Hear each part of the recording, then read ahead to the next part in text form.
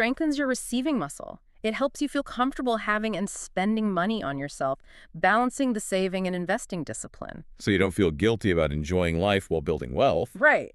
It keeps things in balance. Hmm. The underlying wealth principle here is stark. Either you control your money or it will control you. Management is how you take control. And that focus on investing leads to the next file, doesn't it? Rich people have their money work hard for them. Poor people work hard for their money. This is the fundamental shift from active income, trading your time for dollars, To passive income. Money coming in whether you're actively working or not. Exactly. That's the goal for true financial freedom. When your passive income is greater than your expenses, you're no longer dependent on your job. And where does passive income come from? Two main sources discussed. Money working for you investments like stocks, bonds, real estate rentals, things that pay dividends or interest or appreciate. And business working for you systems you create that generate income without your constant presence, like royalties, licensing fees, or even well-structured network marketing businesses. But getting passive income, it feels kind of unnatural for most people, right? We're taught to work for our money. It's deep conditioning. It requires shifting from short-term thinking the next paycheck to a long-term focus on building assets that will eventually work for you. So actions here are things like learning about investing, actively looking for passive income streams, Yeah. maybe buying that rental property. Yes, educating yourself and taking steps, even small ones, towards building those passive streams. Okay, we've talked a lot about mindset, beliefs, managing, Yeah. but none of it happens without, well, doing stuff. Action. Absolutely crucial. Action is the bridge. It connects your inner world thoughts, feelings, blueprint to your outer world results. Thoughts lead to feelings, feelings lead to actions, actions lead to results, that chain. Exactly. Changing your thinking is vital, but it has to translate into different actions to get different results. And here's a really freeing wealth principle they share. Yeah. It is not necessary to try and get rid of fear in order to succeed. Really?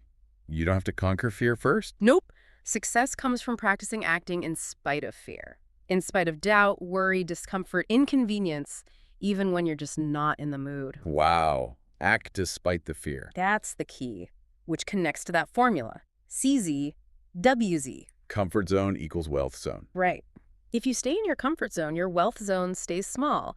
You only grow personally and financially when you step outside your comfort zone, when you do things that feel uncomfortable. But our minds fight that, don't they? They invent reasons not to act. Oh, yeah.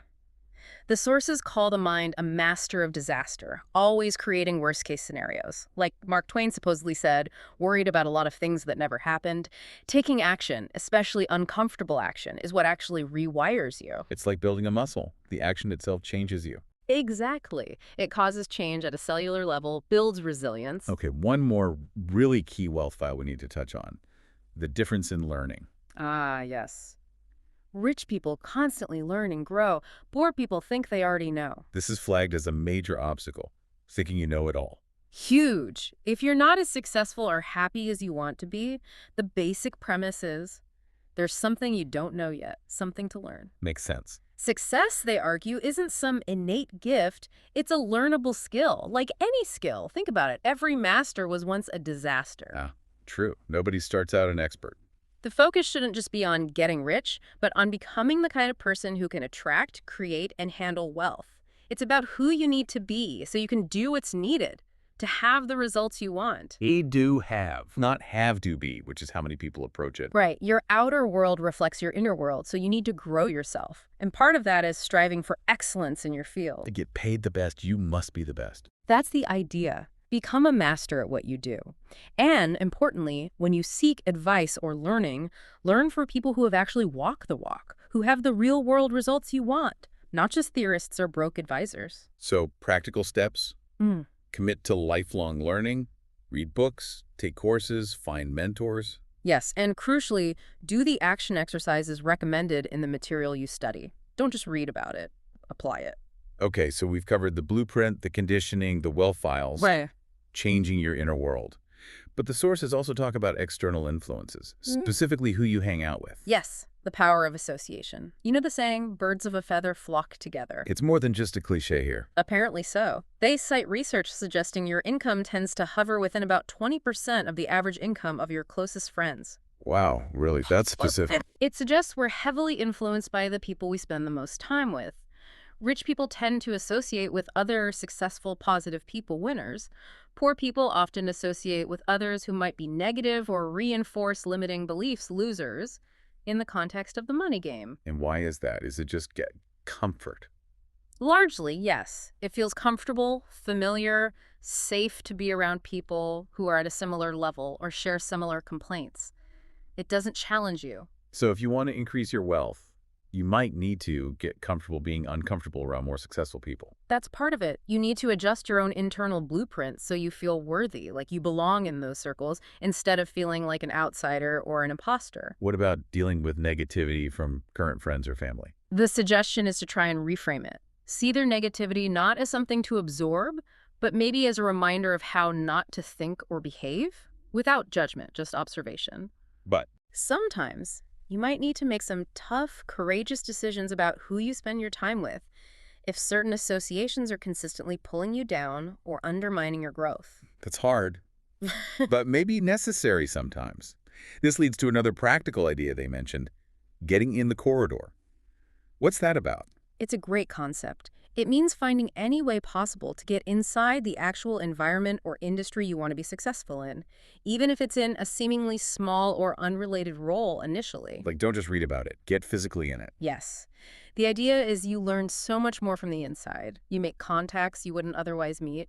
You see opportunities others miss. You also get a real feel for whether it's truly the right path for you. The author's own story fits this right, wanting to open a dessert place, But instead, he took a job as a busboy at a successful pie shop. just to learn the business from the ground up, while clearing tables. Exactly. He wasn't just clearing tables, he was observing everything: operations, suppliers, customer flow, management. He was in the corridor. And that led somewhere unexpected. Totally. Because he was there, in that environment, he met someone involved with inversion boots, got interested, saw an opportunity, and ended up opening one of the first retail fitness stores, making his first million.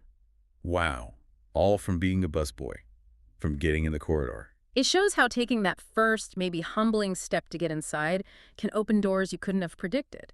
So action ideas here are: actively seek out successful people to associate with, maybe join clubs or groups where they hang out, or get a job, even part-time, in a field you want to learn about just to be in that corridor. Okay, so let's try and wrap this deep dive up.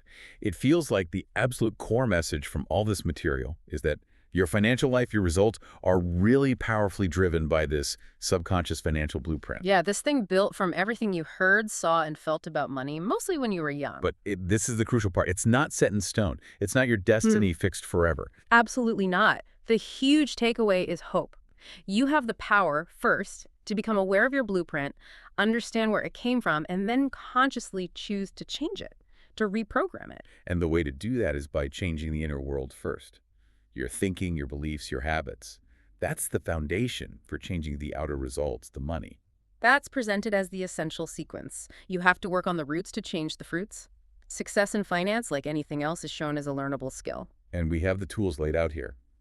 Awareness, understanding, disassociation from the old stuff, making new declarations, taking consistent action even when it's uncomfortable, and committing to lifelong time, learning from people who've actually done it. It's a powerful combination. It puts the control back in your hands, really. It really does.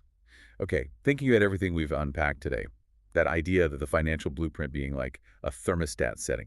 Here's something maybe for you, the listener, to mull over. What temperature do you feel your current financial thermostat is set at? Is it set for boiling hot success, lukewarm comfort, or maybe just keeping the chill off? Good question. And based on all these insights, what's maybe just one specific action, maybe even a slightly uncomfortable one, that you could commit to taking this week, starting today perhaps, to begin consciously turning that thermostat up?